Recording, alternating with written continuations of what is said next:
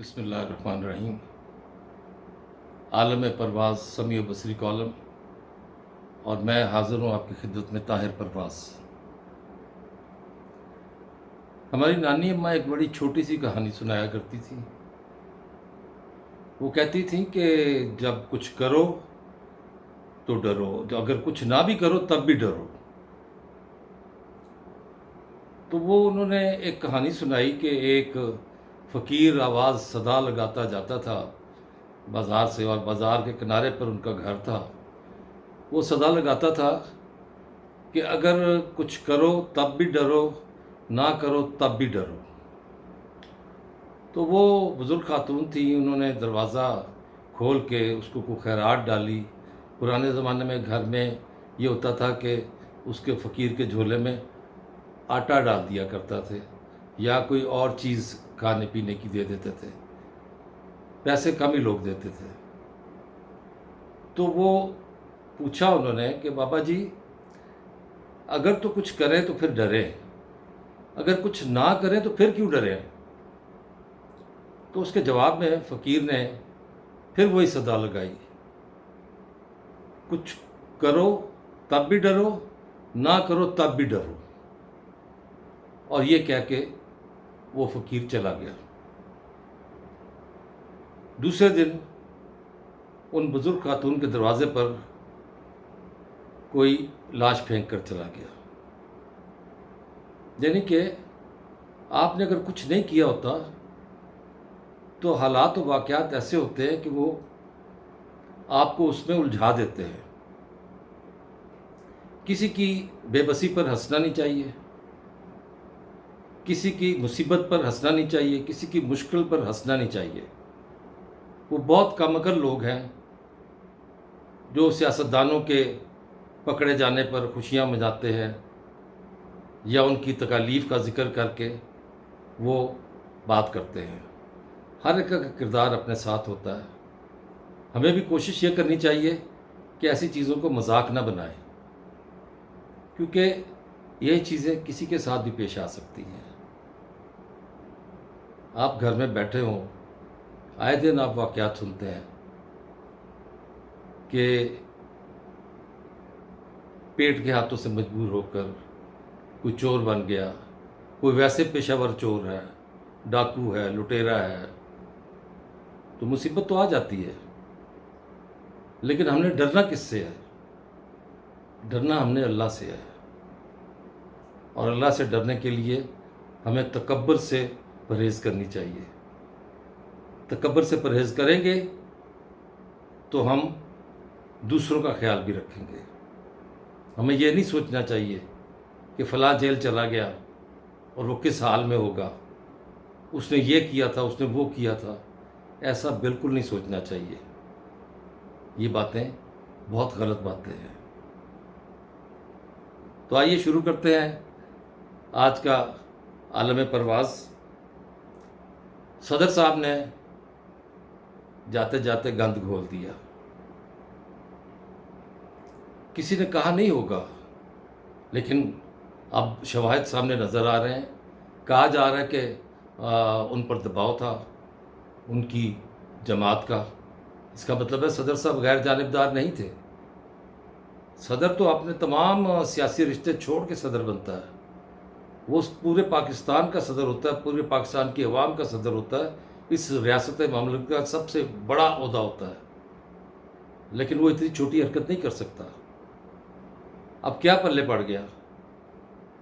کل آپ نے وقار احمد کو نکالا، 22 گریڈ کا افسر، سرکاری ملازم ہی ہوتا ہے نا، 22 گریڈ انتہا ہے سول سروس کی۔ تو وہ 22 گریڈ کا افسر، اس نے، میں نے کہا تھا آپ کو کہ وہ اگر آپ کے عملے نے، آپ کہتے ہیں حکم عدولی کی ہے، میری بات نہیں مانی ہے، بد اعتمادی کی ہے، تو وہ جواباً اگر کوئی ایسی بات کہہ دیں گے تو پھر آپ کہاں جائیں گے؟ تو انہوں نے کہہ دی کہ ہمیں تو کوئی ہدایت ہی نہیں دی۔ وہ تو اب بھی آپ کے پاس، آپ کے چیمبر میں پڑے ہوئے ہیں دونوں بل، آپ نے دستخط نہیں کیے، مقررہ وقت کے اندر واپس نہیں بھیجا۔ یہ تو ایک بات ہو گئی۔ وہ چیمبر میں سے جو دوسری بات آپ نے ایک اور افسر گریڈ 22 کی حمیرہ احمد کو کہا کہ ان کو بھیج دیں. انہوں نے خدمات دینے سے صاف انکار کر دیا. کیا حیثیت رہے گی میرے سپریم کمانڈر کی، میرے پاکستان کی افواج کے سپریم کمانڈر کی، پاکستان مملکت پاکستان اسلامی جمہوریہ پاکستان کے صدر کی کیا اوقات رہے گی؟ گریڈ 22 کو آپ مورد الزام ٹھہرا رہے ہیں. 2 کشتیوں میں پاؤں نہیں رکھتے. 2 کشتیوں میں پاؤں رکھنے والا کبھی محفوظ نہیں ہوتا، بلکہ دونوں کشتیوں کو ڈبو دیتا ہے. آپ ادھر بھی خوش رکھنا چاہتے ہیں، ادھر بھی خوش رکھنا چاہتے ہیں، اس سے معاملات بگڑ جاتے ہیں. جاتے جاتے آپ نے اپنا جو اصل چہرہ تھا وہ دکھا دیا. چہرہ تو آپ کا سب دیکھ رہے تھے کہ میں حلف نہیں لوں گا، کیونکہ ووٹ آف نو کانفیڈنس کے ذریعے ایک حکومت 1.5 سال کے لیے آئی تھی. آپ نے حلف نہیں لیا، اور پھر چیف آف آرمی اسٹاف کی تعیناتی کا معاملہ آیا تو آپ اپنے باس کے پاس پہنچ گئے، جو نہ اس وقت پارلیمنٹ کے رکن تھے، نہ حزب اختلاف کے رکن تھے، نہ اپوزیشن لیڈر تھے. بے توقیری تو اس عہدے کی آپ نے خود کی ہے. تو اب آپ اچھے رہے ہیں کہ حمیرہ احمد گریڈ 22 کی افسر، ان کا میں سر نہیں کروں گی آپ کو. یہ استحقاق ہے سرکاری ملازم کا، شاید آپ کو پتہ نہیں ہے. ایسا کئی بار ہو چکا ہے. آپ سمجھتے ہیں کہ آپ ایک کو مورد الزام ٹھہرائیں گے کہ اس کی وجہ سے آپ نے تاثر یہ دیا کہ وقار احمد کی وجہ سے یہ سارا معاملہ ہوا ہے، حالانکہ ذمہ دار آپ خود ہیں. اب ایک صاحب ہیں فواد جیلمی، اصل نام ان کا فواد چودھری ہے، لیکن وہ جیلم کے خطے سے ان کا تعلق ہے. اور جیلم بڑے بڑے مطلب مارشل ریس کے لوگوں کا علاقہ ہے، جہاں سے ہمارے فوج میں بے تحاشا لوگ جاتے ہیں، وطن کے لیے جانیں قربان کرتے ہیں. لیکن فواد جیسے لوگ اس ملک کے لیے، اس علاقے کے لیے بدنامی کا باعث بنتے ہیں. جو ایک قید سے کیسے بھاگا تھا،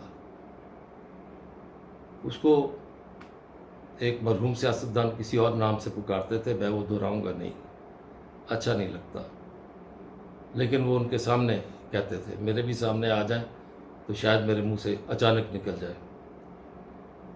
تو فواد چودھری کی جو سیاسی ڈولی ہے وہ لٹک گئی ہے. وہ کیسے لٹک گئی ہے کہ وہ پی ٹی آئی کو چھوڑ کر، پی ٹی آئی کی کور کمیٹی کو چھوڑ کر، پی ٹی آئی کے ترجمانی چھوڑ کر، مرکزی ترجمان چھوڑ کر وہ جہانگیر ترین کی گود میں جا بیٹھے. اور پی ٹی آئی والوں نے استحکام پاکستان پارٹی کا نام رکھ دیا ہے انتقام پاکستان پارٹی. لیجئے، اب یہ ویسے تو انہوں نے کسی دشمنی میں ہی رکھا انتقام پاکستان پارٹی، لیکن واقعی یہ انتقام ہے کہ پی ٹی آئی کے وہ کردار جو کسی صورت بھی سیاستدان کہلانے کے لائق نہیں، جو صحافیوں کو تھپڑ ماریں، سمیع ابراہیم کو اور کس کس کو، اور وہ جا کے اب جہانگیر ترین کی گود میں بیٹھ جائیں. اور ان کی بیگم بہت کوشش کر رہی ہیں کہ ان کو کسی طرح معافی تلافی مل جائے. اس سلسلے میں انہوں نے آرمی چیف سے بھی ایک غیر رسمی ملاقات کی. جی ہاں، جب ہمارے نگران وزیر اعظم کی حلف وفاداری تھی تو اس میں وہ بھی وہاں گئی تھی. لیکن یہ معاملات جو عدالتوں کے ہیں، ان کو فوج نے حل نہیں کرنا. ان معاملات کو عدالتیں ہی حل کریں گی.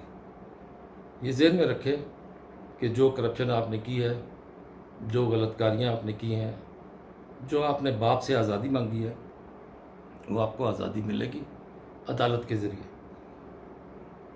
اب آخر میں ایک انتہائی اہم، آپ کو پتہ ہے کچھ طلباء بٹ گرام کے علاقے سے وہ اپنے اسکول سے واپس آ رہے تھے. اور وہ ایک ڈولی کے ذریعے، ڈولی ہوتا ہے ایک تار ہوتی ہے، دوسری طرف سے لوگ کھینچتے ہیں اور وہ دوسری جگہ پہنچ جاتی ہے۔ 200 میٹر کا اس کی چوڑائی تھی اور 600 فٹ بلند۔ وہ اس میں 15 کے قریب بچے بیٹھے ہوئے تھے۔ یہ کے پی کے کا علاقہ ہے، خیبر پختونخوا کا، جہاں مثالی حکومت پی ٹی آئی نے قائم کی تھی۔ یعنی کہ یہ ذرائع رسد و رسائل ہیں وہاں کے۔ اس علاقے کا کوئی ایم این اے جو ہوگا، جو ایم پی اے ہوگا، جو بھی بڑا مشر ہوگا، اس کو تو پکڑ کے فوراً جیل میں بند کرنا چاہیے کہ تم نے علاقے کے لوگوں کے لیے کیا خدمات انجام دی ہیں۔ طالب علم اپنے اسکول سے واپس آ رہے تھے اور وہ راستے میں ڈولی کی ایک تار ٹوٹ گئی جو کھینچی جاتی ہے۔ یہ چیئر لفٹ نہیں ہے۔ یہ میڈیا بار بار چیئر لفٹ کہہ رہا ہے، ان کو پتہ نہیں ہے چیئر لفٹ کیا ہوتی ہے۔ یہ جان بوجھ کر یہ ثابت کر رہے ہیں۔ چیئر لفٹ الیکٹریکل ہوتی ہے، وہ خود بخود چلتی ہے، اس کو کھینچنا نہیں پڑتا۔ یہ ایک ڈولی ہے دیسی انداز میں بنائی گئی، جس میں لوگ چڑھ کے بیٹھ جاتے ہیں اور اس کو دوسری طرف سے کچھ لوگ کھینچتے ہیں، پھر اسی طرح دوسری طرف سے لوگ کھینچتے ہیں۔ یہ خیبر پختونخوا کے کئی علاقوں میں ہے، مانسہرہ میں ہے، بفا میں ہے، بٹگرام میں ہے، اس کے علاوہ دیگر علاقوں میں بھی ہے۔ یہ ذرائع رسد و رسائل آزاد کشمیر کے بیشتر مقامات پر ہے۔ شاردہ میں نے خود دیکھی ہے، لیکن اس کو لوگ کھینچتے ہیں۔ یہ مکینیکل نہیں ہے، یہ مینول ہے۔ تو اب خدا نخواستہ میرے منہ میں خاک اگر کوئی ان بچوں کو حادثہ پیش آ جاتا۔ ابھی تو کئی بچے اس کے اندر ہیں۔ اس وقت ہماری مسلح افواج کے جو کمانڈوز ہیں وہ اور کچھ سویلین جو اپنی خدمات انہوں نے پیش کی ہیں، وہ اس مشن میں لگے ہوئے ہیں۔ رات کا اندھیرا ہے لیکن کوشش جاری ہے۔ میں بھی دعا کر رہا ہوں، آپ بھی دعا کریں کہ یہ سب بخیریت ہو جائے۔ لیکن ہمیں اپنے نمائندوں سے یہ تو پوچھنا چاہیے کہ انہوں نے ہمارے علاقے کے لیے کیا کیا ہے۔ ابھی موسم شروع نہیں ہوا انتخابات کا، لیکن وہ آئیں گے آپ کے پاس، ان سے پوچھیے گا۔ سب صوبوں کے لوگ پوچھیں، سب پارٹیوں والے جس نے جس کو ووٹ دینا ہے، ان سے پوچھیں آپ کے نمایاں خدمات کیا ہیں، آپ نے کیا کیا ہے، یہ بتا دیں۔ عام لوگوں کے لیے کیا کیا ہے، مجموعی طور پر کیا کیا ہے۔ مہنگائی تو کوئی حکومت ختم نہیں کر سکی، نہ پچھلی نہ اس سے پچھلی، نہ یہ نگران حکومت ختم کر سکی۔ نگران حکومت نے تو اس میں اور اضافہ کر دیا، کیونکہ انہیں چاہیے معیشت کا تسلسل، جو معاشی معاہدے ہوئے ہیں اس کے مطابق انہوں نے اس پہ انگوٹھے لگاتے جانا ہے۔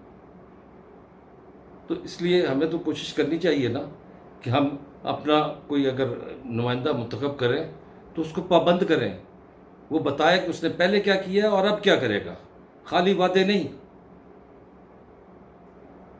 اب آپ ایک وعدہ کریں، آپ سبسکرائب کریں گے، بیل آئیکن کو دبائیں گے، لائک کریں گے اور شیئر بھی کریں گے، لیکن اپنی رائے ضرور دیں گے۔ اللہ نگہبان، اللہ حافظ۔